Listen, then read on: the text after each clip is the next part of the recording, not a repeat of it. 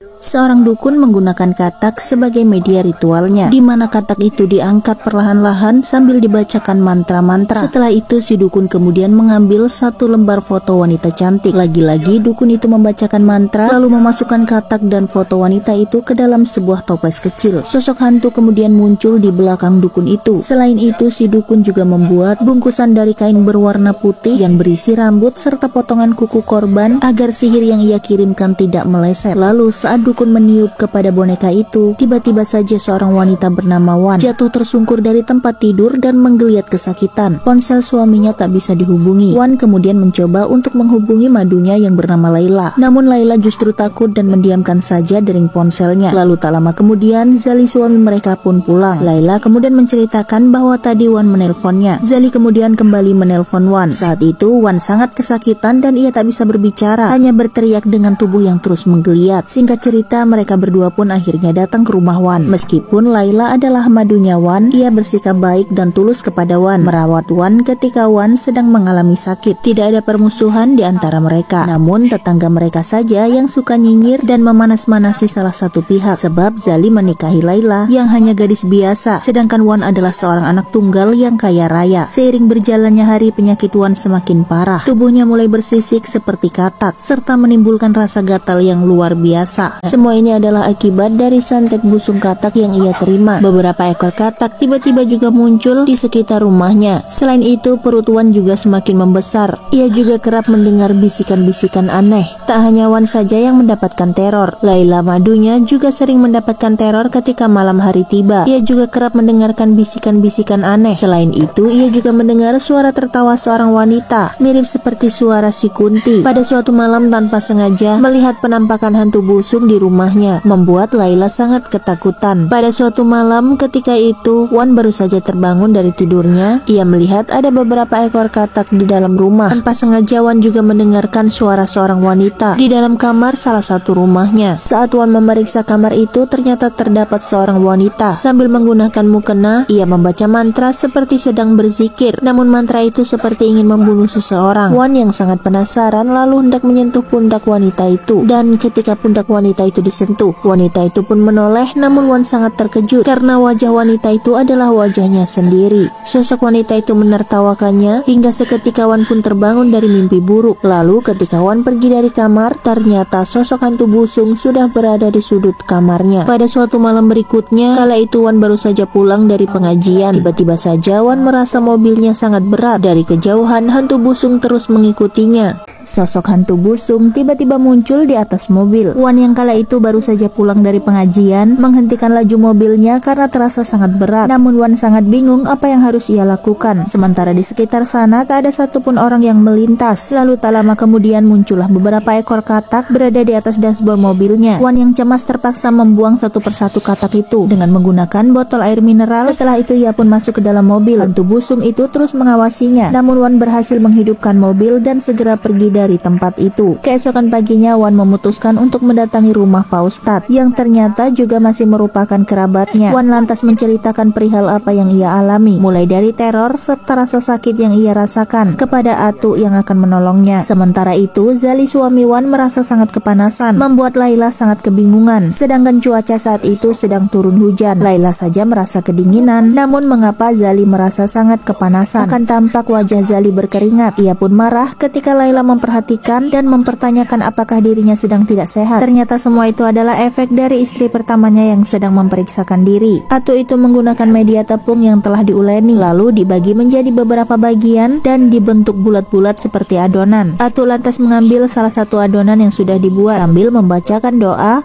Tepung itu digulungkan ke seluruh tubuh Wan yang terkena guna-guna. Di saat itulah tubuh Wan bereaksi. Dukun yang mengetahui semua itu sangat marah kepada Zali dan memintanya agar mencarikan tumbal supaya hantu busung itu tidak marah dan pergi dari tubuh Wan, sebab ia akan kepanasan ketika diusir. Lalu saat dukun itu memasuki ruang ritual, ia terkejut melihat semua peralatannya sangat berantakan. Dukun itu sangat marah sebab ternyata hantu busung yang ia kirimkan kalah dengan kekuatan Pak Ustadz ini. Dari kepalan adonan tepung itu ditemukan beberapa benda tajam seperti rambut yang menggumpal tiba-tiba berada di dalam adonan. Selain rambut menggumpal berwarna hitam, terdapat juga beberapa jarum tajam yang tiba-tiba muncul di dalam adonan tepung. Selain jarum-jarum tajam, ternyata banyak sekali benda-benda asing yang sangat berbahaya bagi kesehatan tubuh manusia. Dari sini Wan menyadari bahwa penyakitnya selama ini berasal dari sihir. Namun Pak Ustadz tak mau mengatakan siapa yang telah melakukan semua ini kepadanya. Sepulang dari rumah Pak Ustadz, Wan kemudian merebus tebu hitam. Semua itu diperhatikan oleh Zali, suaminya. Wan kemudian menceritakan apa yang dikatakan oleh Pak Ustadz. Beberapa saat kemudian setelah meminum air tebu itu, Wan merasa sakit perut, lalu ia pun permisi untuk ke kamar mandi. Pria ini meludahi sesuatu di dalam panci. Setelah itu, pria ini melangkahi panci tersebut, lalu kembali meletakkannya di atas kompor. Ternyata panci itu berisi rebusan air tebu hitam yang didapatkan istrinya semenjak pulang berobat dari Pak Ustadz, di mana air rebusan tebu itu digunakan untuk membersihkan sihir yang ada di dalam dirinya. Pria ini kemudian kembali mendatangi si dukun. Namun si dukun yang marah mengatakan ia meminta kembali beberapa persyaratan agar ilmu sihirnya kembali bereaksi. Sementara itu, seiring berjalannya waktu, kondisi Wan kini sudah semakin membaik. Pak Ustadz dan istrinya kembali mendatangi rumah Wan, kemudian berkeliling di sekitar halaman. Mereka memeriksa apakah ada sesuatu yang ditanam, dan benar saja, Pak Ustadz itu menemukan sesuatu yang dikuburkan di belakang rumah Wan. Dan saat benda itu digali oleh Pak Ustadz, terlihat wajah Wan begitu pucat dan ia pun nyaris pingsan. Pak Ustadz menemukan sebuah toples kecil dan juga bungkusan kain berwarna putih, di mana toples itu berisi seekor katak. Apabila katak itu meninggal, maka Wan juga akan meninggal. Pak Ustadz kemudian membuat adonan air bercampur dengan garam, lalu kemudian disiramkan di atas kedua benda tersebut dan melepaskan katak itu. Setelah katak itu terlepas, Pak Ustadz kemudian membungkus kain putih dengan menggunakan daun talas, lalu menyuruh Wan agar membakar benda itu. Tak lama setelah Pak Ustadz dan istrinya pulang, datanglah salah satu tetangga Wan yang sangat nyinyir. Ia mendengar kabar tentang Wan yang terkena guna-guna, lalu si ibu itu pun mempengaruhi Wan bahwa madunya lah yang telah mengguna-gunainya. Semenjak saat itu, Wan pun berubah. Kini ia menjadi benci kepada madunya dan percaya bahwa ia telah mengguna-gunai Wan, karena selama ini hanya madunya lah yang selalu rajin mengantarkan makanan. Wan kemudian membuang semua makanan yang diantar oleh madunya. Pria ini bahagia ketika melihat istri pertamanya terbujur di atas tempat tidur dengan perut membesar dan wajah yang bersisik. Namun ketika Wan tersadar, ia seperti menyender pada sesuatu. Lalu saat ia menoleh kepada benda itu, Wan justru melihat dirinya sendiri berubah menjadi pocong. Jeritan Wan hingga membuatnya terbangun dari tidur. Ternyata ia mimpi buruk malam itu. Di tempat berbeda, Zali yang sedang bahagia mengendarai motor di perjalanan tiba-tiba melihat sosok pria dengan wajah yang mengerikan. Sosok itu terus bermunculan di depannya seperti gentayangan dan ingin menghentikan laju motor Zali. Ternyata Zali hendak pergi ke rumah Ki Dukun. Ia memberikan persyaratan yang diminta oleh Ki Dukun. Salah satunya adalah gumpalan rambut sang istri yang ia dapatkan kala itu dari sisir istrinya ketika istrinya baru saja menyisir rambut dan beberapa rambut menempel. Selain itu, Zali juga memberikan potongan kuku milik istrinya yang ia dapatkan ketika kala itu. Zali berpura-pura baik dan memotong kuku kaki istrinya. Namun ketika Zali berpura-pura membuang potongan kuku itu, ia justru menyimpannya. Selain itu, Zali juga memberikan sehelai kain yang kerap dipakai istrinya, yang mana kain itu baru saja dicuci serta belum kering. Zali langsung mengambilnya dan memberikannya kepada Ki Dukun. Ketiga persyaratan itulah yang akan membuat Ki Dukun kembali melakukan ritual, mengirimkan sihir kepada Wan, dan Dukun itu memastikan bahwa sihirnya kali ini akan membuat targetnya meninggal dunia. Dukun ini kembali melakukan ritual dengan menggunakan seekor ayam hidup. Dukun ini lantas memberikan pesan kepada Zali tentang apa saja yang harus ia lakukan agar sihir yang ia kirim kali ini benar-benar terlaksana. Dukun itu lantas membacakan mantra-mantra sambil mengayun-ayunkan ayam yang sudah dibungkus dengan kain kafan. Ayam itu kemudian kembali diikat dengan kuat menggunakan kain kafan lainnya. Si dukun kemudian menyerahkan ayam itu kepada Zali. Sementara itu, kain yang sering digunakan oleh Wan juga diikat dengan menggunakan kain kafan. Setelah itu si dukun menyerahkannya kepada Zali. Tak lupa juga seekor katak yang sudah dimasukkan ke dalam toples, yang mana jika katak di dalam toples itu meninggal, maka korban sihir itu juga akan meninggal. Beberapa saat kemudian setelah dukun ini melakukan ritual, Wan tiba-tiba terbangun dari tidur karena mendengar suara gaduh yang berasal dari ruang tamu rumahnya. Wan mengira itu adalah suaminya yang datang, tapi tiba-tiba semua itu adalah ulah si hantu busung yang dikirimkan oleh si dukun hingga membuat suasana malam itu sangat mencekam. Wan terus diteror oleh sosok hantu busung busung itu, hingga ia pun ketakutan berteriak dan meminta tolong. Namun tak ada seorang pun yang bisa menolongnya. Sampai pada akhirnya hantu itu meniupkan sesuatu ke dalam perut Wan yang membuat Wan sangat kesakitan. Seketika tubuh Wan tergeletak tak berdaya. Beberapa saat kemudian Zali datang ke rumahnya. Melihat istrinya tergeletak di lantai, Zali segera memeriksa keadaan Wan. Namun bukannya cemas, ia malah duduk di atas kursi sembari menghubungi istri keduanya dan menceritakan kondisi Wan. Laila kemudian bergegas pergi untuk ke rumah Wan. Singkat cerita, Laila pun sampai di rumah Wan. Ia pun dengan berat hati memeriksa kondisi Wan yang tertidur lemah. Sementara itu Zali mendengarkan percakapan mereka dari luar. Wan kemudian berpamitan untuk mempersiapkan makanan. Di saat itulah Wan bermimpi, di mana ia melihat Laila sedang menari bersama dengan hantu busung. Wan yang tak percaya kemudian memanggil Laila, dan ternyata benar itu adalah Laila, dan Laila pun berkata di mana ia menginginkan kematian Wan karena ia ingin menjadi istri satu-satunya Zali. Laila kemudian mencekik Wan hingga Wan pun tak bisa bernafas. Wan menjerit kemudian membuatnya terbangun dari tidur. Ternyata Wan hanya bermimpi buruk, namun hal itu membuatnya justru semakin benci kepada Laila. Sementara Laila yang polos mempersiapkan makanan untuk Wan, dan tak lama kemudian Wan pun muncul. Ia melihat Laila dengan wajah yang sangat benci. Laila yang tak tahu apa-apa menyambut Wan seperti biasa. Namun kali ini Wan justru mengamuk dan membuang semua makanan yang dipersiapkan Laila. Laila terlihat kecewa dan menangis. Tak hanya itu saja, Wan juga bersikap kasar dengan memaksa Laila memakan semua makanan yang terjatuh ke lantai. Beruntungnya Zali segera kembali dan memisahkan mereka. Laila yang sangat kecewa akhirnya memutuskan untuk pergi dari rumah Wan. Saat bangun tidur, perut wanita ini tiba-tiba membesar. Ketika terbangun, Wan juga sering mendengarkan bisikan-bisikan aneh. Selain itu juga Wan kerap menemui beberapa ekor katak yang tiba-tiba muncul secara misterius. Setiap hari Wan selalu ketakutan, dan ada saja kejadian mistis yang tiba-tiba muncul. Seperti kali ini Wan melihat seorang wanita yang makan dengan tidak wajar di dalam rumahnya. Penasaran dengan wanita itu, Wan pun menegurnya, tapi tiba-tiba wanita itu berdiri tepat di hadapan Wan lalu kemudian menoleh ke arahnya. Alangkah ketakutannya Wan melihat wajah wanita itu. Ternyata sama atau bahkan itu adalah dirinya sendiri, karena Wan sekarang tak mau lagi dirawat oleh Laila. Hal itu membuat Zali terpaksa menyewa seorang perawat yang akan menjaga Wan selama Zali pergi keluar kota. Zali diketahui kerap pergi dari rumah untuk mengurus kebun milik Wan, peninggalan kedua orang tuanya, yang kini semuanya dikuasai oleh Zali. Ia tetap pergi meskipun istrinya sakit. Hari demi hari kondisi Wan semakin memprihatinkan. Ditambah lagi kini rambutnya mulai rontok dan habis. Bahkan tiba-tiba saja Wan melihat dirinya yang sudah botak karena seluruh rambutnya rontok dan habis. Wan menjerit histeris ketakutan, namun lagi-lagi semua itu hanyalah mimpi buruk. Ditambah lagi Wan melihat sosok seorang pria meraung yang ternyata itu adalah hantu busung. Hantu itu kembali memberikan serangan kepada Wan hingga membuatnya terkejut dan terbangun secara tiba-tiba.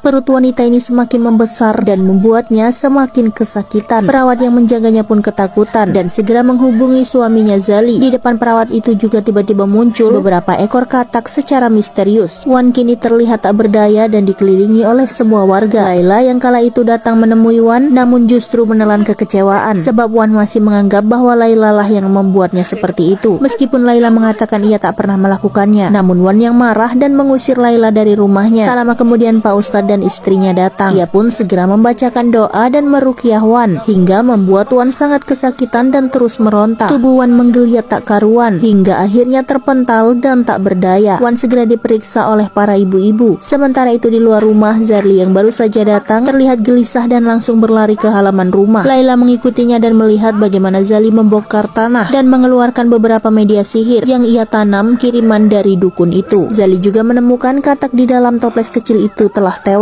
Laila dan warga lainnya akhirnya mengetahui bahwa Zalilah yang mengguna-gunai istrinya. Namun semuanya sudah terlambat. Wan akhirnya meninggal dunia karena tak sanggup menahan sakitnya serangan santet busung katak. Sebagai karma suami durjana, santet busung katak akhirnya juga menyerang Zali, di mana perutnya membesar dan wajahnya bersisik seperti katak. Dan film pun selesai.